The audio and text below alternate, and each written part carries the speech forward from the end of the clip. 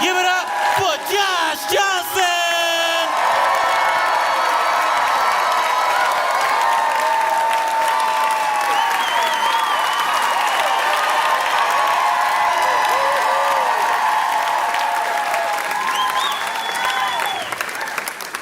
It's been fantastic being back here. I've been so excited to come back, and I've noticed a few things.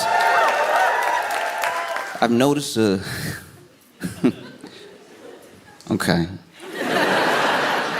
There's a few differences that are jarring to me, and I didn't notice them the first time, even the second time that I came here. Your taxi drivers are so good.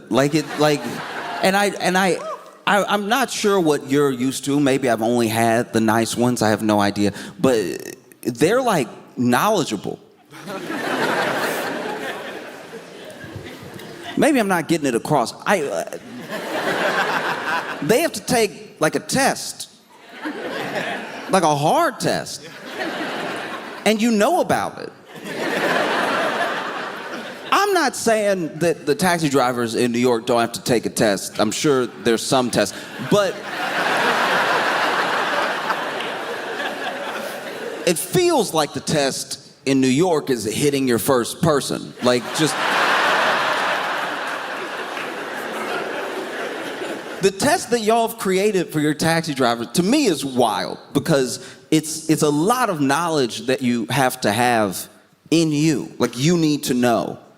And I understand that's probably back from when there were no alternatives. Like, they made this test a long time ago when, you should know every inch, every corner, because you're gonna have to get people where they're going, and they may not know. But then GPS did come out. And so the fact that for the test, y'all make these taxi drivers sit there. They're not even taxi drivers yet. They want to be taxi drivers. And you make them sit there and tell them, hey, get me to this place. But they're not driving. They don't drive you there. They got to know how to get there in their head. That blows my mind. That they have to sit there and be like, all right, left on, right on, straight, 2 blocks. They have to do that like they're playing chess. Meanwhile, in the U.S., you hop in a cab. I've hopped in cabs that weren't that far from my apartment and told them my address, and they were like, where?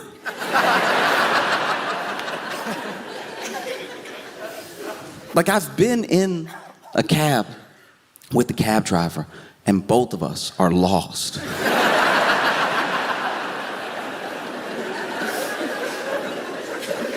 Like, I'm not saying people can't have a bad day or not know where something is. Maybe they've never been somewhere before. I understand that New York is a very big place and everything. But if I also have to pull out my Google Maps while you pull out your Google Maps, I don't know, maybe some sort of discount is in order? Like, I've been in the taxis here, and they're so chipper. Ask you about yourself, how long you're visiting. And this isn't just one, this is like several. This has been my general experience, that they're very, very nice. They're very, very professional, I understand everybody probably isn't that way, but wow, by and large, I've been amazed. There was one time I took a cab when I was in New York, and it was a similar situation where I looked up and I was like, okay, maybe he's going a different way than I'm used to, because I was going home. And finally, I just, to myself, quietly, opened my phone, put my address in Google Maps, and I could see where we were and where home was. And then I knew where we had left, and it should have been a pretty straight shot. And we were going to the right.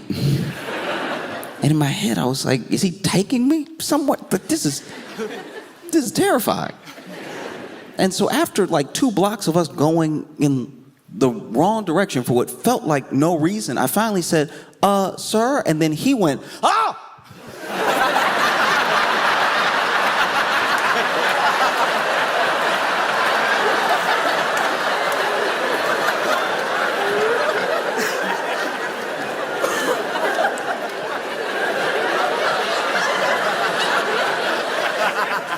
forgotten I was in the taxi.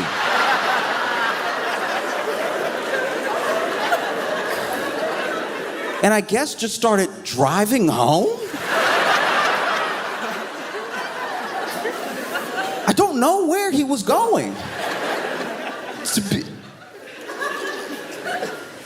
And we were like, you know, I say it should have been a straight shot. We had veered off a decent amount. Like I had called it out 2 streets from where I found us on Google, but we were very much to the right of where I live.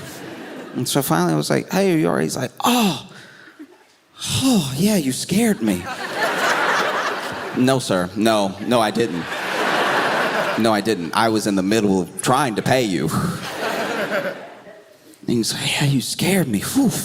Oh, man. Yeah, where'd you want to go? And I said my address, and he was like, oh, that's a little far.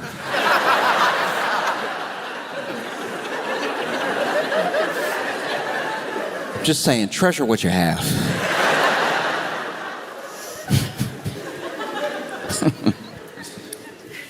Even the fire doors here, y'all take very seriously.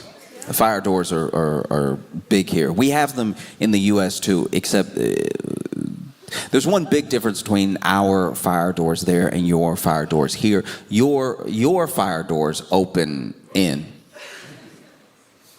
which shocked me. They open in. And I was talking to somebody about it, talked to several people about it, and they were like, oh yeah, they open in because you don't want the backdraft to like let the fire out and everything, which does make, that's science. That's logic, yes. But if I'm using the fire door,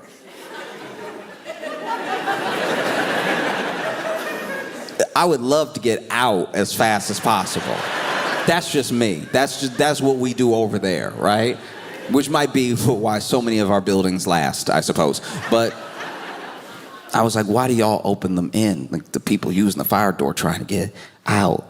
And the guy that I was talking to was like, look, yeah, I understand that may seem odd to you, but we as a country have made an agreement that you're already on fire. Be a gentleman about it and don't catch everyone else on fire, all right? I've been walking around London, been enjoying being here and everything. You know, it's hard to not just notice all the differences. Like what things are like where you're from and what things are like in the place that you're visiting. And I gotta say, wow, y'all really just walk out in front of the car like that. That is just...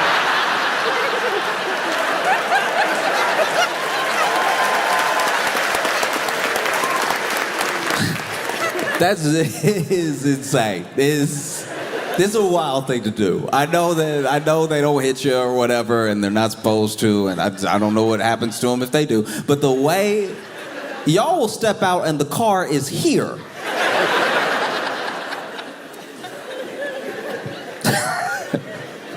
Wow.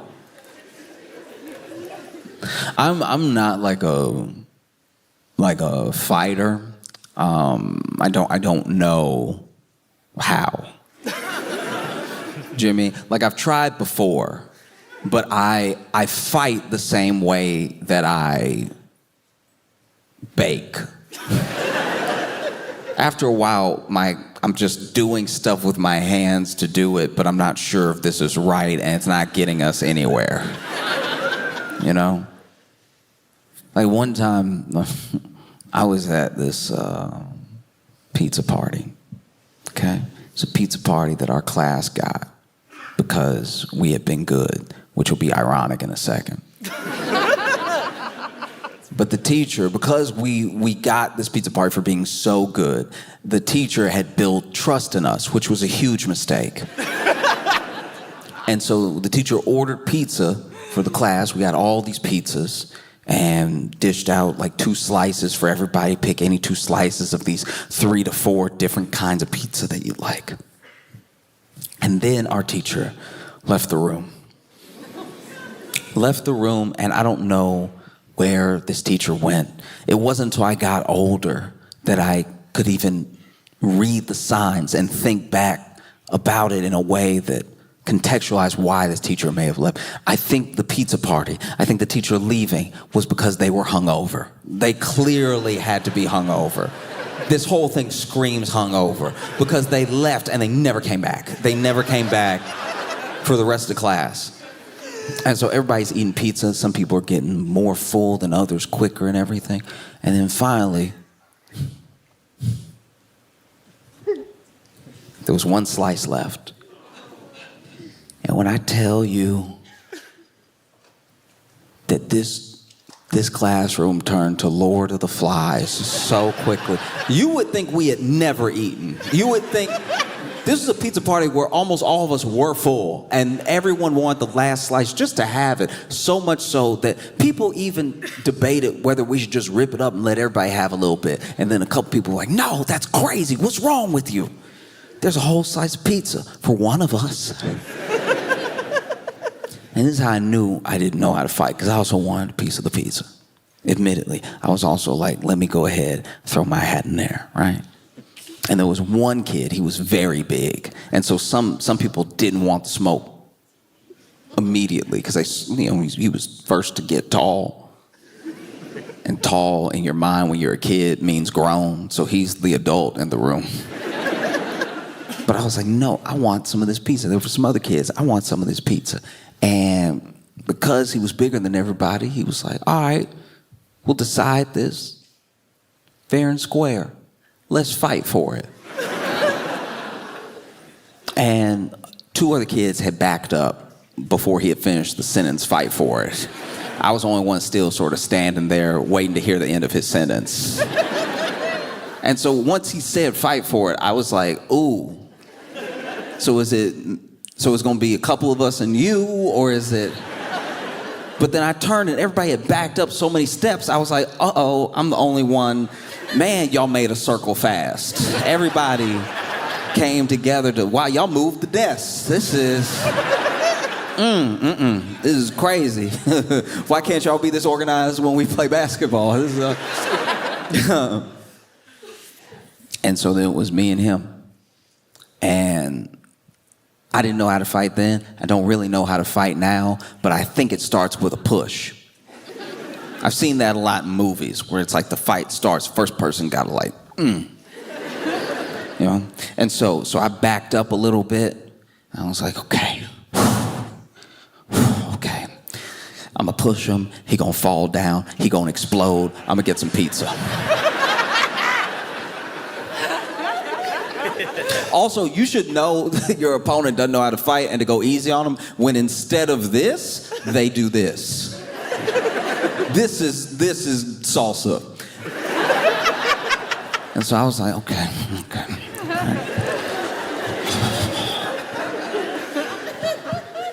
Huh. And I went to push him, and I fell back.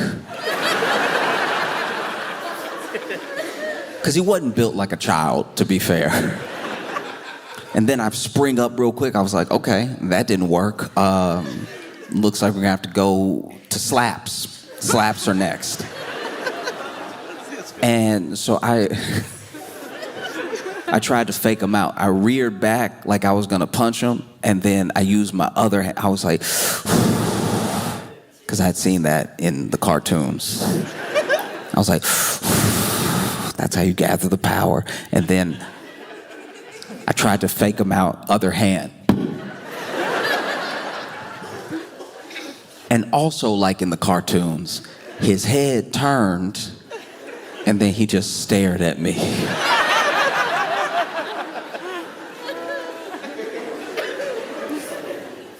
And before I could say, uh-oh, he punched me in my face, right? Now, you're never actually supposed to see yourself. No, that's like a fact. You never see yourself. Like when you even look in a mirror, you're looking at your reflection. You're looking at yourself reversed. Like you're never supposed to see yourself, really. Like not in the natural world. People can take pictures and stuff, but you're not supposed to see yourself the way other people see you. That's That's a thing that I learned in school, right? That you never see yourself exactly the way other people see you. You see a version of yourself, and it's actually why sometimes you can get in your head, because the version of yourself you see might not reflect the version that other people see at all. And so sometimes you sound delusional off of how you see yourself versus what they see. I said all that to say they punched me so hard in the face that I think my eyes saw each other.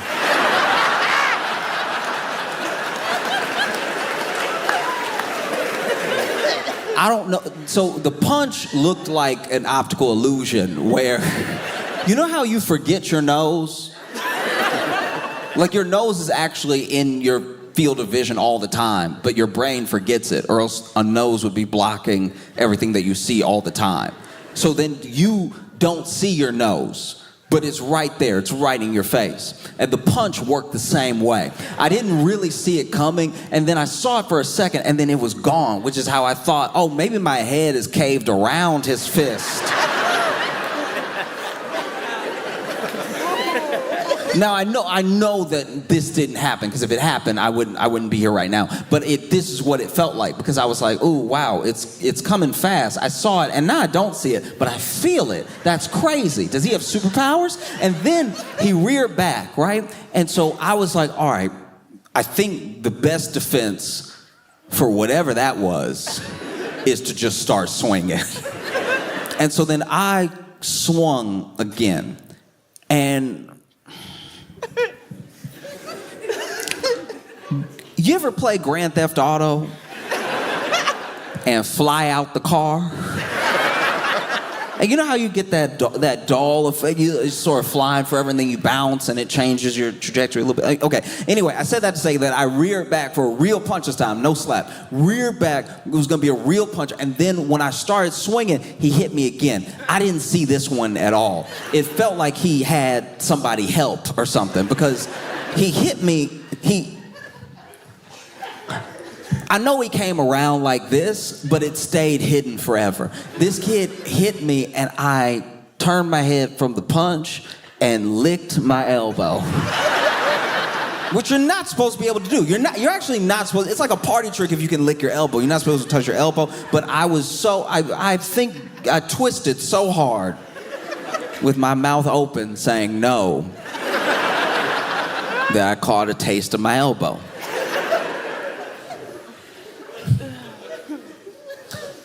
Whole reason I tell you about this is that years later, oh, he got the pizza, by the way.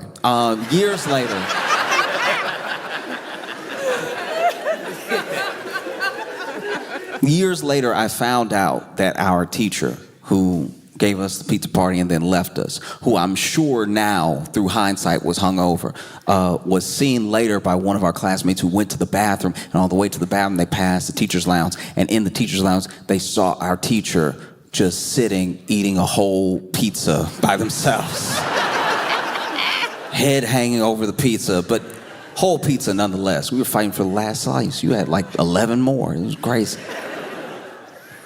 I tried really hard to take a break, because I never want to be the type of person that talks about the same thing over and over again, you know? I thought, okay, maybe it's not even worth talking about, you know? Like Trump went to Davos. He went to Davos, and he was like, I demand Greenland.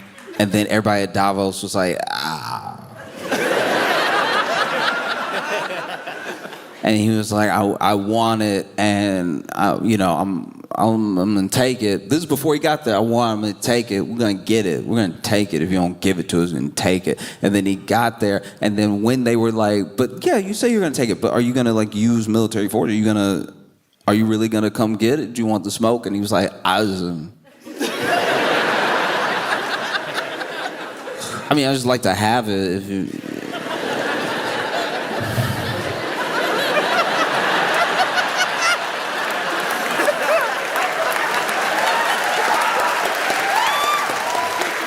No, it's just if you want it, I don't know, if you just wanted to see me happy.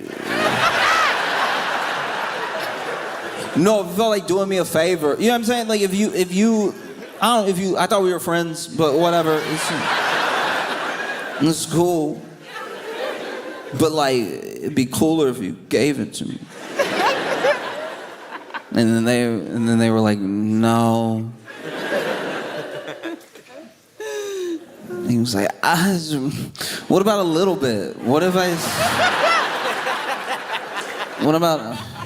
about some? Like, we're already there all the time. Maybe some. Maybe give me 2 pieces. Can I have 2 Greenlands? Just 2 little pieces. If it's okay with you. And they went, they, negotiated. And from my understanding, what they have decided is that the areas where there's already a U.S. military base in Greenland, those pieces of land where that base is will be seen as like sovereign U.S. land, but no other land, no land that they weren't already on, is becoming U.S. land, which is not the same thing as taking Greenland. It's basically saying you can stand on the ground you're standing on like you were already standing there. Because you need to stand somewhere, I suppose. And no matter how they try to spend it, no matter how they try to spend it, no matter how they try to like art of the deal it or whatever, he knows, because when he approached the press and they were like, sir, did you, because they're at Davos, this is here, this is where he's sitting, I'm gonna go get it. And they were like, sir, did you get Greenland? He, all by himself, himself, no one else, alone, they asked him, and then he was like,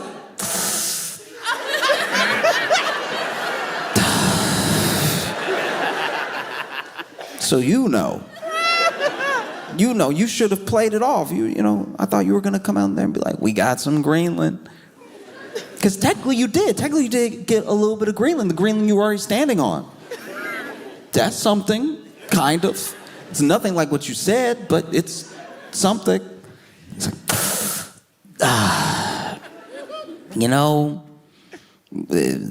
stuff happens. All you can do is try. Because you do the best you can to not have to think about things. Sometimes to not think about the news and what's going on. It's like, it's a constant thing. It's like beating you down all the time. Every notification, every scroll on any platform. Whole algorithms dedicated to reminding you everything that's going on, And when you see what's happening in Minnesota, when you see this latest murder, because that's what it is. There's no way around it. There's no justification. There's no both sides in it.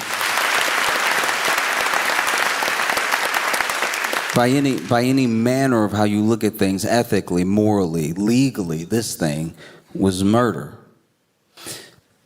And so you see Alex Preddy in Minneapolis, Minnesota, trying to take up for someone else, trying to defend someone else, right? ICE pushed this woman to the ground, and he stepped in the way, had his hands up. And they didn't just knock him to the ground. They pistol whipped him, they beat him, and they shot him. All of it on camera, all of it with people watching. And I think it's very easy to see something like that happen somewhere else, and while being shocked, while being disgusted and horrified, while understanding every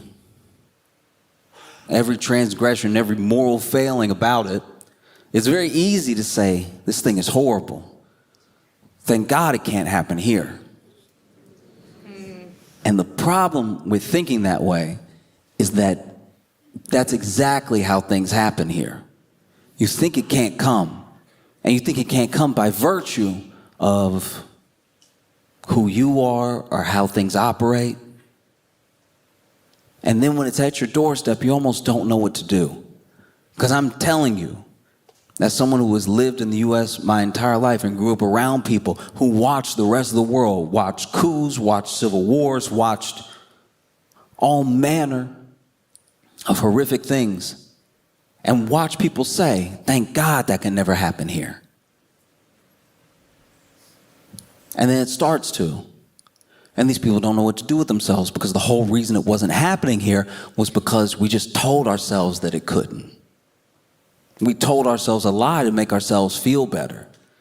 The only way it can't happen here is if it actually can't happen here.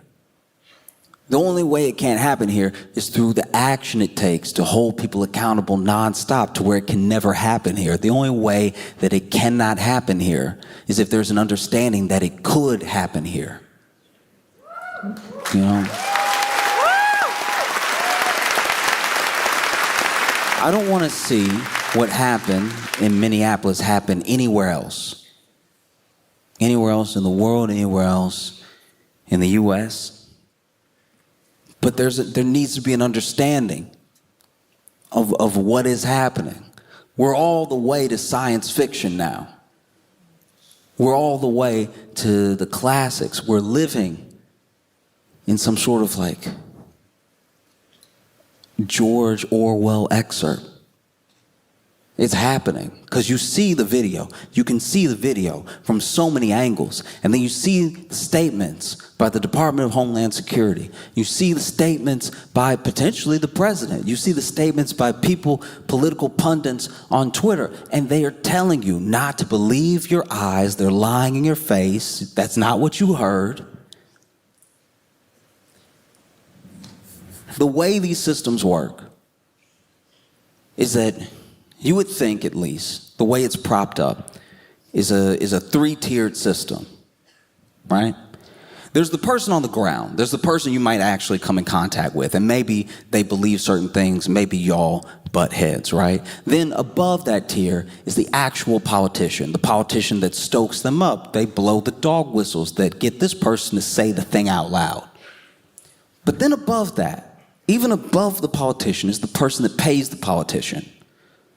The person that, if we're talking about a world of puppets and puppet masters, is actually pulling the strings.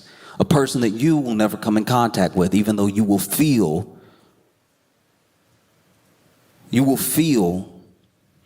the extension of their power. You know? We see these systems fighting each other, right? Because someone would ask, anyone could ask, where are the Democrats right now? Where have the Democrats been? And you'll see some Democrats actually make some sort of statement, you know? But the statement will, interestingly, not have the same bite that you would expect. Y'all are supposed to be the opposition party. What's happening? What's happening is that the same corporate interests pay both people. You know, there's one party that is a bit better at being an extension of those interests outwardly, openly. But the other party is paid to do nothing in the meantime. But make no mistake, both parties can be owned. It's why you should never put your faith in a party. You put your faith in people all the time. You never stop believing in people. People move those parties. Those parties don't mean anything. Parties don't believe in anything. It's the people in those parties that actually make action happen.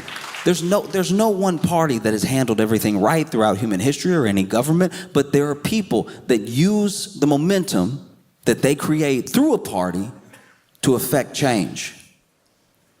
You know, they'll have you fighting over scraps, over whose scraps these should be. Meanwhile, they've broken off a whole piece for themselves. And the politician's perfectly happy to let them because they've already been paid off. You have to trust in the people that you meet. You have to build community anywhere that you can. And when you build a community large enough, you have an entire network of people that you can trust. Because trust, when you see something like what's happening right now in the U.S., where ICE attacked that man. ICE attacked that woman that the man was defending. ICE took away his weapon, a weapon he wasn't using. It's on camera. You can watch the whole thing. ICE beat that man. They shot him several times.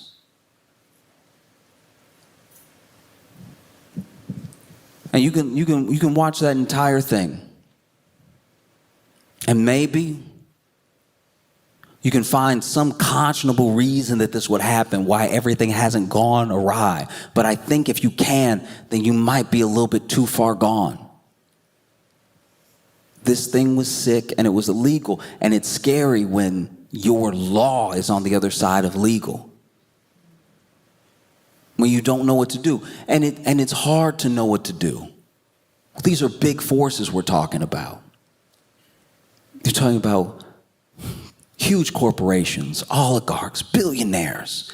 I'm talking about senators. We're talking about politicians that have real meetings with people with power. So it's hard to know what to do. But you do what you can. You do everything that you can. I am not a fighter. I don't know how. I tried to fight for some pizza once. And I saw my own eyes.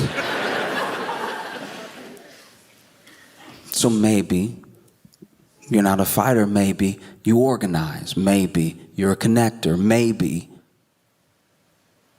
you do your best to bring people together.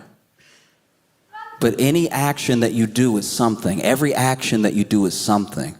All these people, thousands of people protesting in Minnesota right now is also for the world to see. They took a life in front of the entire world to scare everybody, maybe scare you, so that when this comes here, maybe you comply in advance. Palantir isn't just in one country. No? But thousands and thousands and thousands and thousands of people gathered together in negative 20 degrees. And that's Fahrenheit. I don't know what y'all would call it. But thousands of people gathered together in the cold to protest what they see that is illegal, that is wrong, that is immoral, that is not just unethical, that is tearing down every institution of the Constitution that the people that are representing them supposedly want to uphold. That's not nothing. You see those massive numbers and you see how you're not the only one who thinks something's going wrong. And when you're not the only one that thinks something's going wrong, you're not the only voice shouting for them to stop. And when you're not the only voice shouting for them to stop, you're not the only one rising up to make it stop. And when you're not the only one rising up to make it stop, you have an entire army of people behind you that support you, that have your back. Alex Preddy said, this is what's been said before he went to the protest, that he just wanted to make a difference. That's all he wanted. Trying to make a difference, standing in between someone else and more harm. That's something that's very brave to do. It's very scary to do. But it's what he could do. So he did it. Because now there is something that is on us. It's on every person that watches one of those videos. Alex wanted to make a difference. We decide if it makes a difference. All of us do. Everywhere. You may think to yourself, well, look, I'm just a person living in the UK. Don't know what I can do for the people in the US. You can let them hear your voice. You can let them know that you see what's happening, that no one's fooling you, that they have your support. You can make sure that what's happening there never happens here. You can make sure that it can't happen here. If it can't happen here, then that's a start. We were sure it couldn't happen to us. We were like, come on, this is America. And the corporations were like, yeah, we know. You know? But I sincerely hope that every single one of you understand that your life is precious and it has more meaning to other people that you haven't met yet than you could ever imagine. And so anytime one of these things, one of these terrible events, one of these corporations, one of these billionaires, one of these politicians tries to make you feel small, you need to understand that they're just a person too. And they're a person that's scared. It's why they want to scare you. They can't scare you because you won't let it happen here. If you see anything like it happening, you just have to snuff that thing out. You just have to make sure you call it what it is. And from afar, you know? The key is prevention. Alex Peretti said to people before he went to protest that he just wanted to make a difference. We decide what that difference is because they took him from us. So that difference has to mean something. It can't just mean something in the U.S. I think it has to mean something everywhere. Everywhere that this evil can go, the difference has to go. You know?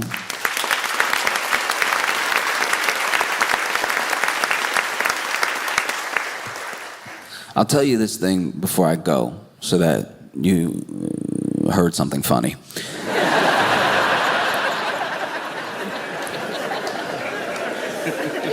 It is wild how when you come here and you be walking around, I can't help but compare. I'll take the tube and wow, this thing, it's very clean. I say that and you might be thinking to yourself, no, it's not clean.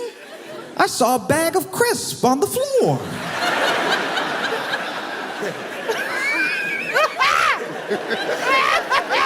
When I tell you it's incredibly sweet that you think that that is dirty, I come from New York, where the subway, it's a way to travel. The subway has caked up. I don't think I'm touching the floor when I walk on the subway. It's not just dirty, it's dirty with history. Like I don't even know if this is the initial color they intended for the subway to be. And when you look at the tracks here, when you look at the tracks of the tube, you see the tracks. Wow. Didn't even know what technology we were using to move these trains. When you look at the tracks in New York City, you see not just a rat. You see a congregation. You witness a meeting. I don't know what they're talking about, but it must be important because everybody listening. I'm not saying you don't have your issues with your tube. I'm not even saying that you don't have at least one in the whole system. I'm sure there's one delicate Disney Pixar mouse. I'm sure you have one Paddington type mouse that goes on little adventures with his friends and learns valuable lessons about responsibility. I'm positive. It seems like you would have that. Yes, I'm sure that you have one little mouse that chirps when he talks. Squeaks a little bit anytime he gets excited. Y'all probably named him or whatever. Leave cheese out for him. No, I'm talking about a harrowing scenario. I'm talking about okay.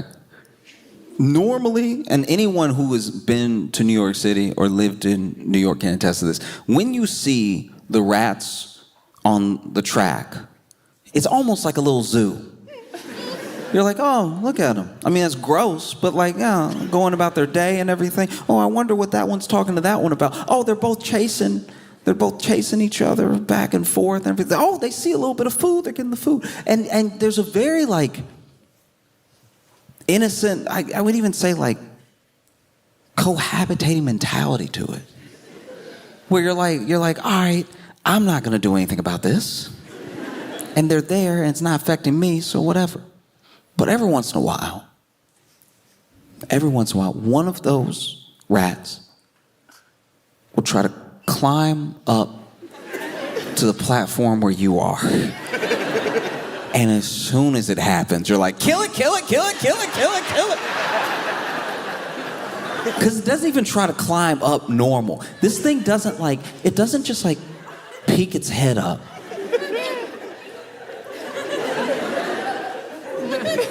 This thing...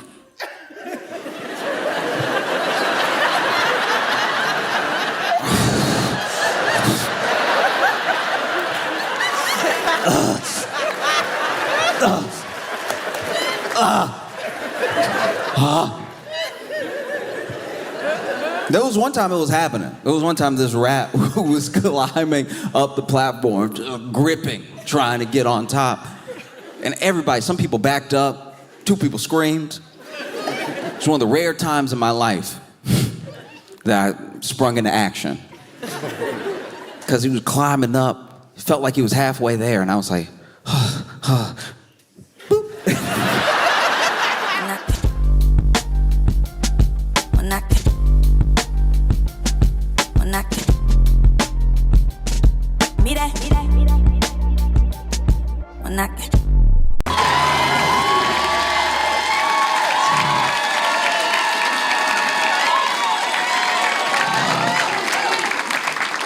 It's nice to be in Brea.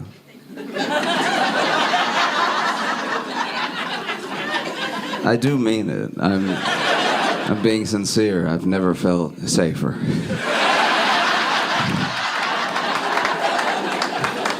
Oh, no. The median income here is $123,000, so you may not relate to these poor jokes. Poverty, you say? Sounds terrible.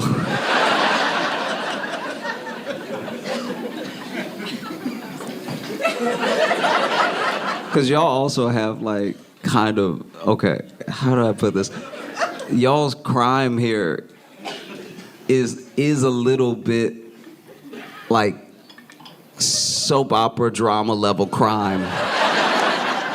It was a guy that just got arrested for impersonating a plastic surgeon. I've never been to Brea before, but that's the most Brea thing I've ever heard of in my entire... it's the most Orange County type thing I've heard of. This dude was impersonating a plastic surgeon, and a bunch of people came forward being like, I thought he was a plastic surgeon. And so he's locked up right now. Hopefully he goes to jail for a very long time. But apparently him misrepresenting himself there are lots of charges because he was practicing. But one of the charges is misrepresenting himself as a medical professional, which is only a misdemeanor. I'm not a fan of jail, but that needs to be a felony. That's crazy. If someone asks you if you're a doctor, you should have to say no if the answer's no. That's so crazy that someone's like, you're a real plastic surgeon, right? He was like, that.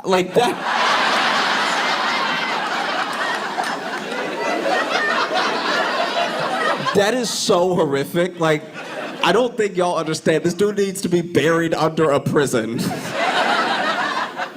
You have never needed a medical professional without really needing a medical professional. It's never something that you've dabbled with before, you know what I mean? It's also not something that you can just help with because you feel like it. I'm not a firefighter. Don't have the bill, can't carry the gear. But I've stepped on a cigarette before. Do you know what I mean? You know, you can step in, you can do a little something even though the job is not your full job. Medical professional is black and white. It really is. And so, he was arrested. He apparently he did it again so fast after having done it the first time that the article I read said he was rearrested. That's not a word, is it? A journalist had to say rearrested. It was so fast. I live in Brooklyn, and I like it too. I live in Brooklyn, and there was a shooting in my neighborhood. This dude was like a known gang member got shot at this bodega. He got shot in like the hip, like he's alive. He's all right, but he got shot at 5 a.m. There's no good time to be shot. But getting shot that early is... A lot of people don't know this about gangs. I've never been in a gang, but I've known people who were in gangs and like... But like... Gangs do kind of have office hours. Do you know what I mean? Like, at a certain point, they are like, nobody buying right now. Why would we just stay up all night? That's crazy, right? And so, it's not as if gangs are always just ganging at all hours of the night. They go home at some point. And so to be shot at 5 a.m. means somebody hates you so much, they set an alarm.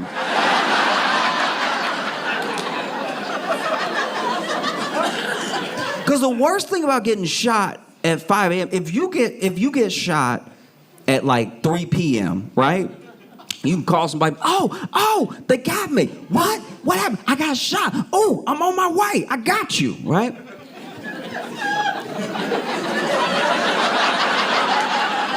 You get shot at 5 a.m. Everybody gonna be asleep. You pick up, hello? I got shot. Oh, they got me. Come pick me up.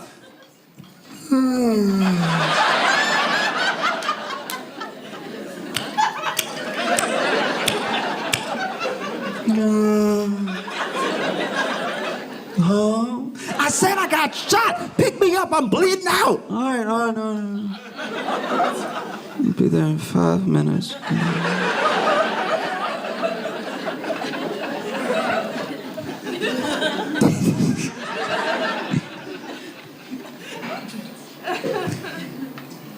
Like, I don't think I would handle being shot well.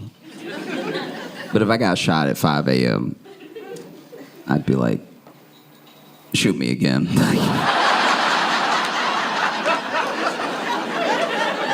I don't want to deal with these problems. I don't know. I saw the Biden signed it and everything. Maybe it'll happen. Talking about banning TikTok. The clock is winding down. Oof. Oof. $1 billion company. Maybe gone. They either have to sell off to another buyer. They cannot remain this Chinese company. Or they have to leave. I don't know how you make somebody leave Wi-Fi, but yeah, they have to get out. They'll be banned across the nation. And they say it's for, our safety and everything. They say it's for, security and stuff. Which I think I accidentally already gave them everything. Like, I think that can't possibly be true because I already let them turn my face into so many faces. Like, I've been a dog, a caterpillar, I've been like another dude. Like, whatever it is, they have it. But, maybe, whatever. And let's say that that's the case. Let's say that our security is at stake, and so they pushed this thing through Congress, and then they signed it in record time because it was a danger to us, and they care.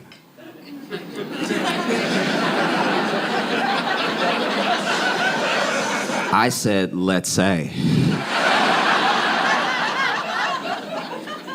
But let's say that is the case. Well, you know what? Good on them. Now do the pharmaceutical companies and the banks and the... Do you know what I mean?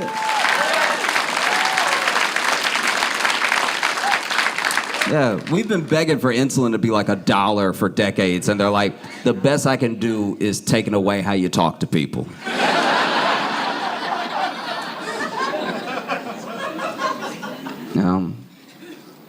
Far be it for them to regulate a bank. Because this is my thing. That's what bothers me about it, is that I don't even care about the ban one way or the other. I really don't. It's like people are going to find a way to communicate. What bothers me is that it's like you're telling this other company how to run their business for the sake of the citizens, right? Which is exactly what we've been asking them to do for so many different things. Like, we're like, can you just get them to not sell us poison? Because the poison already in there when we buy it. And they're like, far be it for us to tell a company how to run their business. Yeah. I mean, far be it for me to act like I know better than the people who don't understand TikTok. Those hearings are always so embarrassing. They're so genuinely distressing. When these are leaders of, you could say, the free world, right? We call the president the leader of the free world, but the president is beholden by checks and balances to a Congress. They get that Congress to come together, and then they get experts and CEOs from the most powerful companies in the world, and they do a hearing where they're like, can you open my phone?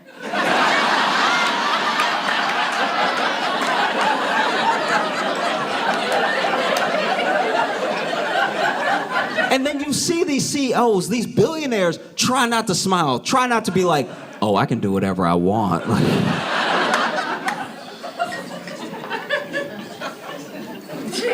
That dude came from TikTok, right? Dude came from TikTok, went to the hearing, and then dude kept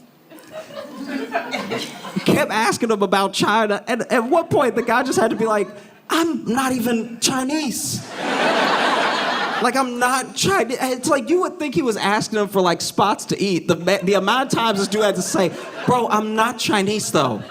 Like, I'm not. Like, I want you. It's the company? Yes, I am not. Sir, I am not Chinese. It was funny because he started interrupting questions just to be like, you gotta understand that I'm not from China. Like, if I leave here with nothing else, you gotta understand that I am not from China. This is clearly just a me thing, but does it bother you when people ask you for directions? I get so nervous and upset. I have a range of emotions when people ask me. Because then, okay, I live in New York, and somebody was asking me for directions to get to the 2 train. And I don't take that train often, but I pass that train sometimes. So I was telling them how to get there, and as I was pointing, they pointed with me, and they were like, so this way. And when they went to point with me, I saw that they were holding their phone. And I was like, so what are we doing here? Is it a typing issue? Why couldn't you just... You stressed me out for the past 40 seconds. Because this is my thing. I'm so bad at directions myself. Like, just when I lead myself, I'm bad. So then if I have to tell someone else how to get lost, I get so stressed out about it. I assume everyone I've ever given direction to has taken the first turn I told them to take, and then they died. Like, I think I hold so much stress about someone listening to my directions and then either me being wrong or them not listening right, then still being lost and being like, that son of a bitch. I don't even know them. I don't know why I need them to like me, but I'm so... Oh, it's the worst. It's the worst. I want to make it sound like I'm being creepy, but I had a show. I was in Brooklyn. I had a show. And after the show, I was just hanging out at the bar. There were some people at the bar. I don't know if they were at the show or if they weren't, but they were talking about, it was 2 guys talking about just the general issue of like homophobia as far as just men are concerned, right? And one guy, they were both a little drunk, but one guy was saying to the other guy, he's like, we have to do something about it as a whole, because I look at my cousin and I love my cousin so much. My cousin is gay, but I don't think about, he's just my cousin. And I want the world to be able to look at my cousin the way that I do. I don't see him as some gay guy or something like that. He's my cousin. So we have to do something about overall homophobia as it stands in the mind, you know? And also, I just want to be able to eat a hot dog.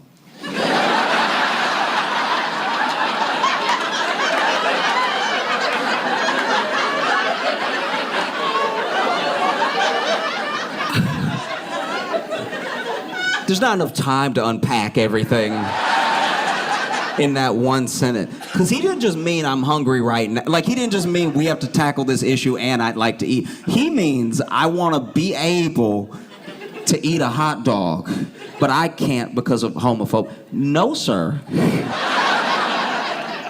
This is a fraught world for a lot of people. A lot of different groups have to deal with an incredible amount of persecution and a burden that they should not have to bear. But you eating a hot dog is completely on you. Because first of all, I cannot tell from that sentence if he's never eaten a hot dog because he's scared of where it'll take him.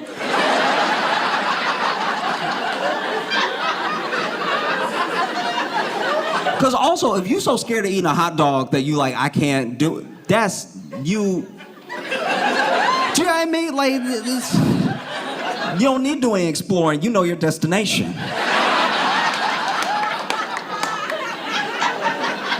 So I was like, either he's so scared he's never had a hot dog, or he eat hot dogs so wild that people pass by and go, what are you doing? And then he goes, this homophobia cannot stand.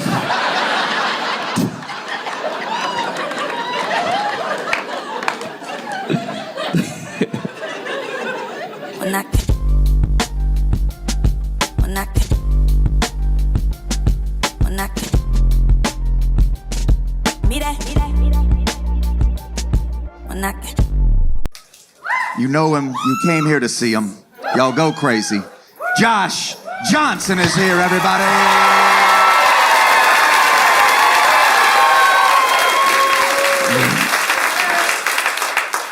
My friends had a baby, right? And a lot of my friends are having babies either this year or some of them already had them last year. Basically, since the pandemic, I guess my friends have had a lot of time together.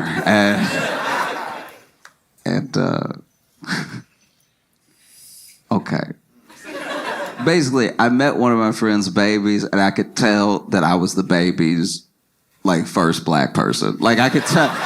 It was just so apparent. It was like, as soon as we looked at each other, he was like, he went through all of the emotions at one time. Like, because when they rolled him over and he looked at me, he was like, oh.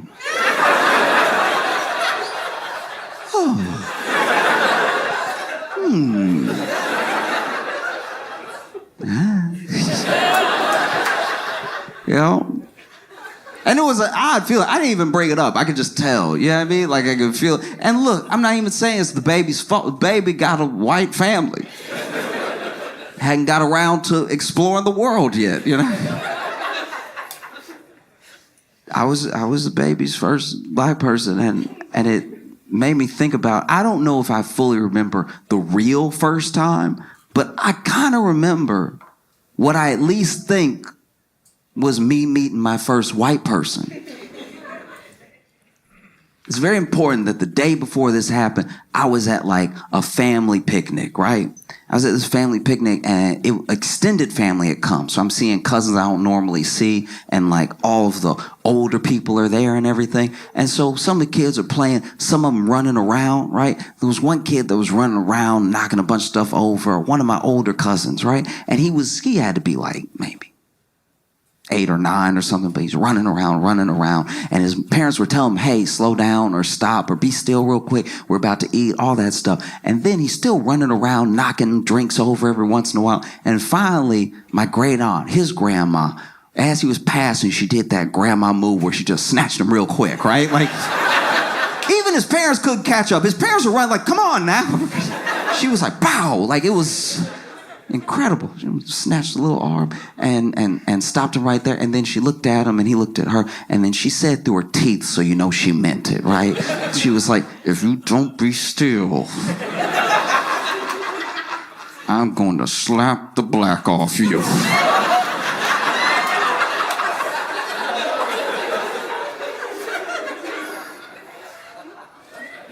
So the next day,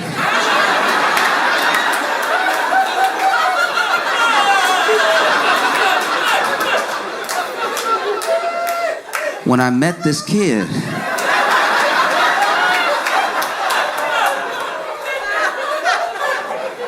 all I could think was, it can happen.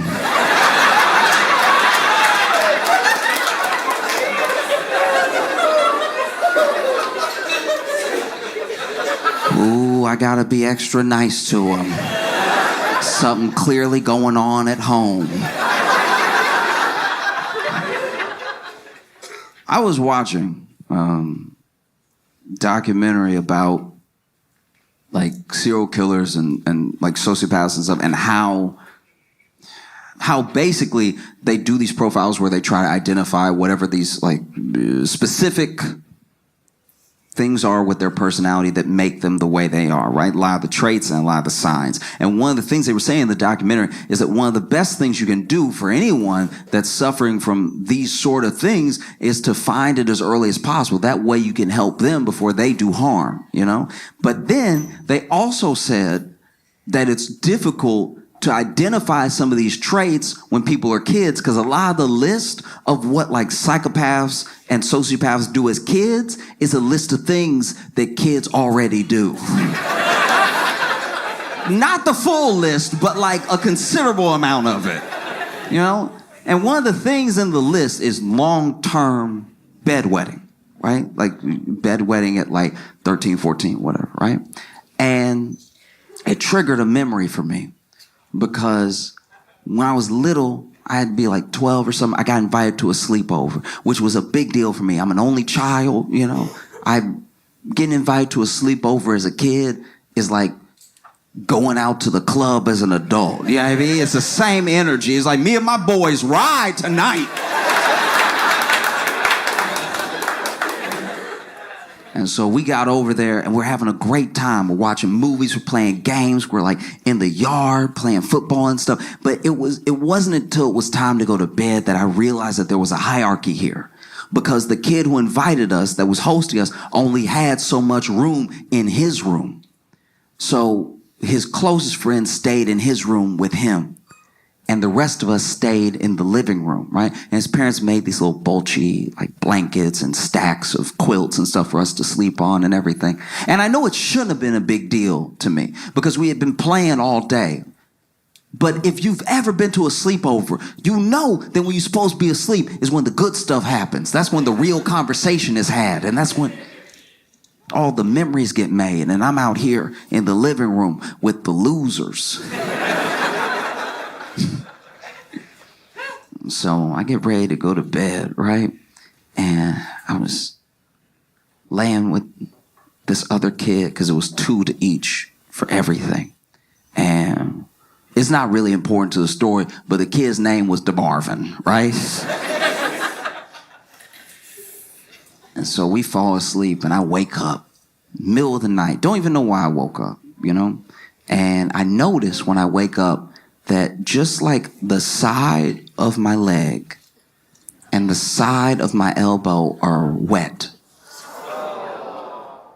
And so I look over and DeMarvin not there, but his whole spot is wet.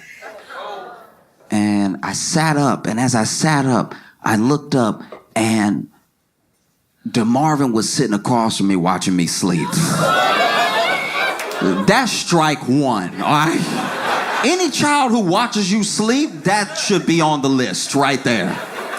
And not only is he watching me sleep, he got his legs crossed. That's strike two. How you gonna sit there and cross your legs and watch somebody sleep like a villain? He's watching me sleep, has his legs crossed, and when I sit up, you ever so scared you assume you're not awake? It was so freaky to just see him there already staring at me. I was like, I'm tripping. I need to go back to bed. This kid looks at me, legs crossed, and goes, Joshua? That's strike 3. Full name? Full name. We're both kids. Full name? You're the devil.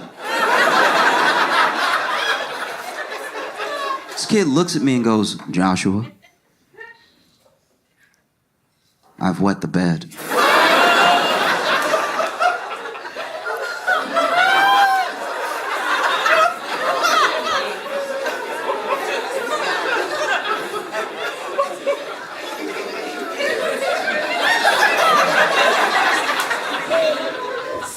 But I'm gonna tell everyone it was you.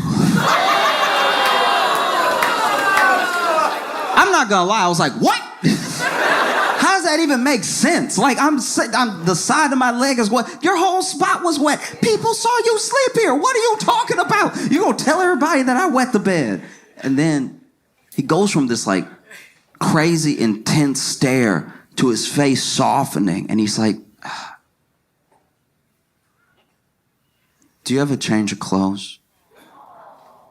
And as soon as he says it, I get it. As soon as that kid says that, I fully understand. Because that's gotta be terrifying. You know, you're at a sleepover, maybe you don't get invited to many, and you wet the bed? You're around a bunch of 12-year-old boys and you wet the bed. You'll never live it down. Wetting the bed at a sleepover at 12 is like wetting the bed when you go out clubbing with your boys. It's like, you killing the whole vibe right now. I knew we shouldn't have invited Jerry. He wetting the bed. Can't handle his liquor at all. So as soon as he said it, I got it. I really did. I understood.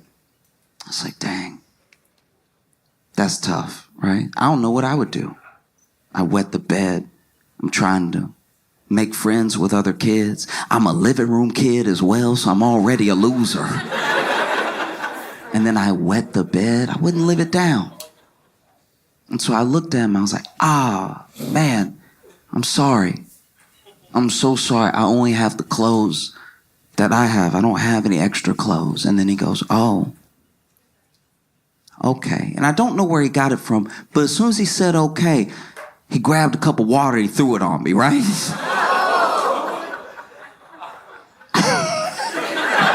And as soon as he threw the water on my crotch, I was like, ow, what's wrong with you? And the first kid woke up and DeMarvin was like, Josh wet the bed.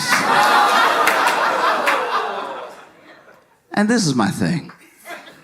It would have been so much simpler to wake up in the middle of the night, realize that you wet the bed, go to the kitchen, which I'm assuming he went to, grab a mug, which I'm assuming he did, fill it with water, which he must have had, and then just poured it on me while I was sleeping. That would have been so much easier. I wouldn't have known. I would have woken up and been like, damn, y'all, I'm sorry. I thought I was done with this. I'm killing the vibe right now. It's so much more insane to wake up, realize you wet the bed, sit across from me, wait for me to wake up, staring at me the whole time, crossing your legs, saying my full name, telling me your plan, and then throwing water on me. I don't know where DeMarvin is now. I'm assuming that he's alive and well. But I do know for a fact that someone, somewhere, is dead.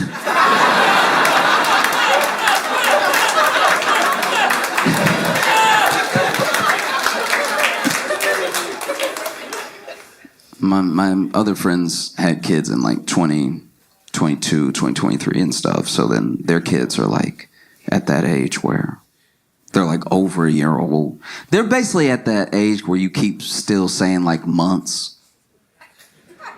You know what I'm talking about? Like, nobody can just say, like, 1.2. I don't know, it's just as accurate, you know what I mean? Don't make me do the math. Because anything past 12, I know 12 months is a year, right? I know 18 months, year and a half. Once you hit me with a 27 months, I'm like...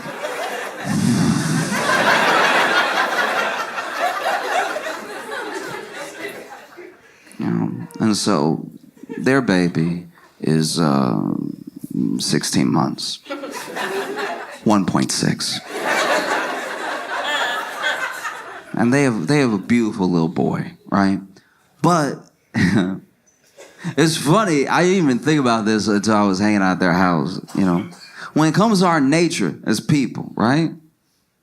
We have the id, we have the ego, we have the superego, right? The id is like your lowest form. It's the impulsive part of your brain that is repulsed by pain. It's excited by pleasure, seeks it at all costs, right? The superego is your judgment. It's sort of your higher self in a way. It's how you weigh and balance some of your actions. A lot of religions attribute it to like the God in us trying to tell us what's right and wrong morally. And the ego is what mediates between the id and the superego. So then you'll have an id moment.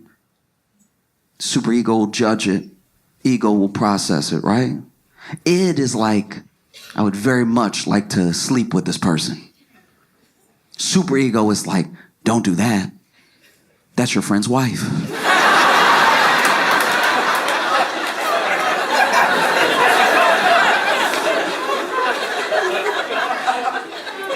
And then ego is like, but she's so hot. Didn't say this was all going to be a good person, right? But it's interesting being around babies because babies are all like cave person. They're all id. They're not weighing anything yet. It's just, I would like to do that. I'd like to not do that. They're not thinking about the bigger picture, right? There was one point where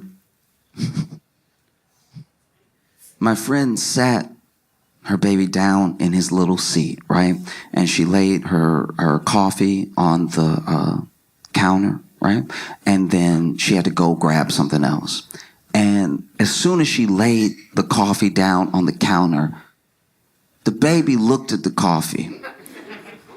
And you could tell, and I don't know why I do this, but I always give babies in my head, I always give them deep voices when they're thinking, right? Because I saw the baby look at the cup and was like, the coffee is in the cup. But what if it wasn't?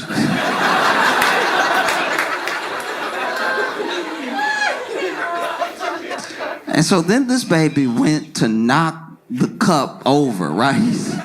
Knock the cup over and just go ahead and watch the whole spill. And I don't know how, but babies are fast and slow at the same time, right? Because so she sat the baby down, walked away. The baby looked at the cup and looked at me. I looked at the cup and looked at the baby. And I swear, as soon as I started moving to stop the baby was like, oh! As soon as we locked eyes, it became an emergency. I gotta get this cup over. I have full legs. I was running at this baby. I was running at the baby to stop him from knocking off the coffee so hard that I was scared I wouldn't stop. I was scared I was gonna take out the coffee and the baby, right? But I'm trying to make my way across the room and the baby just, oh! And right as he slapped the cup of coffee over, I got to him and I pulled him up and away from the coffee, and he was just looking at me. Like looking me in my eyes, you know? And he didn't say anything, but you could tell he was thinking, I win.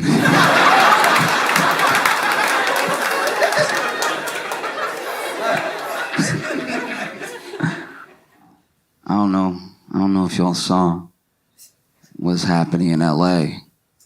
But the Archdiocese in LA just settled for $750 million with the lawsuits of everyone who had claimed abuse while they were patrons of the church. $750 million. I think $800 million when you count in some other stuff. That brings the Catholic Church's total payout to $1.5 billion. Anyone else would be closed.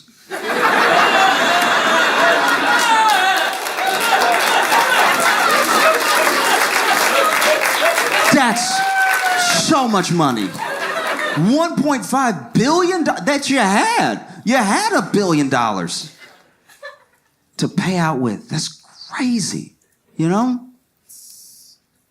There's no other company I could really think of that could do that much harm and be able to afford the payout. You know? You'd have to be like a gun manufacturer or something.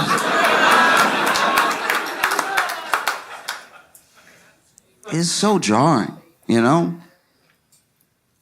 I think that's what really bothers me about it. It's like there's the payout. And anytime someone has to pay, even if it hurts a little to pay, if they had the money, it feels like less justice. Because they had it. You know? You gotta make them pay a number that they genuinely don't know.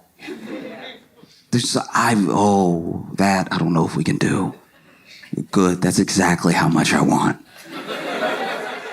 You know, $1.5 billion worth of damage that you also admit you did. You know, this isn't like hush money. This is a settlement where everybody knows what happened and everybody knows how you handled it. You know, that's so jarring. And it makes you, how can that not affect your faith? You know what I mean? You went to this place. This is supposed to be the safest place in the world. This is supposed to be the place where you like lay down every burden, not pick up extra. Do you know what I mean? I don't even know where you go from here. It's beyond PR.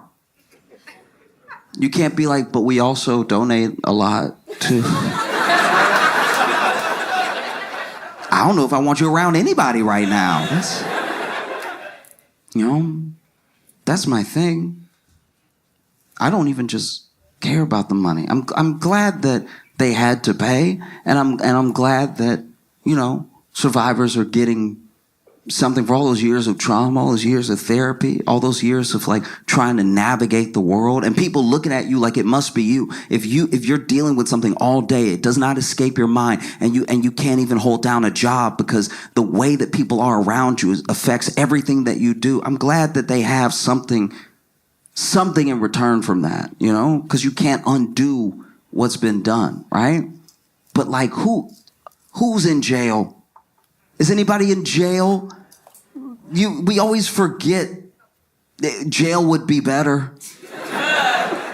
Do you know what I mean? I'm sure that that's what they want, but it takes so long to get justice. Half of the monsters are like dead. And then the other half are like still alive, but then there's like statute of limitations, which I don't know. I don't fully understand statute of limitations because I understand that it's constitutional to have a fair and speedy trial, right? But we don't seem to do that either. You know what I mean? Like if Young Thug's trial can last 75 years, why can't you be like, you too? Get over here. I know it was a long time ago. Doesn't change the fact that you did it. That's what's so painful about it too, because then it affects you whether you know it or not, whether you're like Christian, Catholic, whatever. You try to tell somebody about Jesus and they're like, oh, I've heard. Do you know what I mean? It's a burden that we all carry. It's a weight that like is inescapable, and it happened to. In a way, it happened to all of us. Obviously not in direct enough of a way that I'm like claiming some victimhood or anything, but it also, you yourself might trust this person that you find out is a monster, which then makes you question everything this person said to you. Maybe they didn't do anything to you, but they did something so horrific to someone else that you're like, how can that person that did those things be right about what happens when you die? Like, I know the two seem like they don't have anything to do with each other, but they are so directly related because this person is basically telling you the keys to a good life, the keys to being a good person, and the keys to salvation. And then you realize that they were dangling those keys over someone else to keep their silence, right? That's too heavy, I don't even know where you would go from here. Because nothing that is said by anyone in the church seems to fill the void that the church has created, both between people and themselves and between the people who had harm done to them and the way to redemption is just so far, And the people writing now, the people who write for the church, the people who are the spokespeople, the people that we see, they don't have it like that really. Like they're like when they say their words, it doesn't hit like the Bible hit. There's no thous that can bridge the gap that's been created, right? There's no ye's that make me feel better. You know? Because I don't know. What is the truth taught by a liar? Do you know what I mean? Even if you really believe, you believe it from the bottom of your heart, this guy, this Weinstein is going to be the guy who spreads the word? That seems short-sighted. And then how they handled it too, because they handled it like the mob would handle it. You know? They didn't look at those people, those patrons, those souls that they have a responsibility to, that they took up the responsibility to. No, I personally don't know anyone who was made to go to seminary. Everybody there is a volunteer, you know? And so you'd find out. Sometimes it was the priests themselves telling their superior, I got a problem, right? And the superior was like, we'll get you out of town. That was the move for a long time. It's why so much damage was done, you know? If your toilet is broken, you get it out the house. You don't move it to another family's house to ruin their life. Do you see what I mean? You know what I mean? And it's just, I don't know.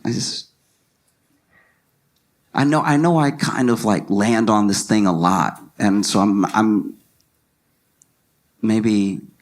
doing the point a disservice, you know? Because a part of me hopes against hope that I don't care how it happens. I want everything that those priests were teaching to be real, right? I want it to be the truth. So that way we all know in our hearts that there's a hell.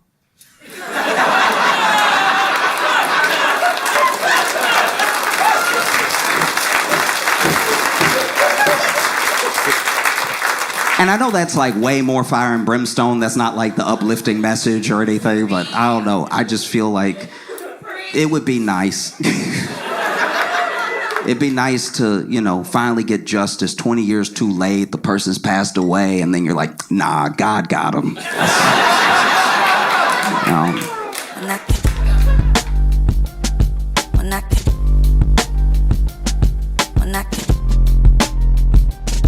Mira.